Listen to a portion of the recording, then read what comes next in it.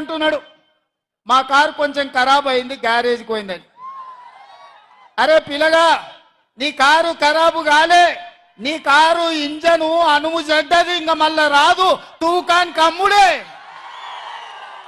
తూకం పెట్టి అమ్ముడే, work shop నుంచి మళ్ళా ఇంటికి రాదు. ఇనుప సామాన్లోనికి తూకం పెట్టి అమ్ముడే. నీ కారు నీ అయ్యనడుగు కావాలంటే ఇంటికి పోయి. నీ కారే కాదు, నీ అయ్య ఆరోగ్యం కూడా అనుంచెడ్డది. ఎందుకంటే 7 తారీఖు నాడు ప్రమాణ స్వీకారం ఉంటే ఆయనలోనే నీ అయ్య బోర్ల పడ్డాడు, బొక్కలు ఇరిగిన ఇయ్యాలటికి నడవలేకపోతుంది. మొన్న జరిగిన ఎన్నికల్లో ప్రజలు కారును బండకేసి కొట్టిండ్రు, 100 మీటర్ల గోతి తీసి పాతి పెట్టిర్రు. ఇంకా కూడా ఆయన పొంకనాలు కొడుతున్నాడు. నిన్నటికి నిన్న మాట్లాడుతుండు ఈ పొంకనాలు. ఆయన ఏం మాట్లాడిండు? ఆయన పిట్టల ద్వారా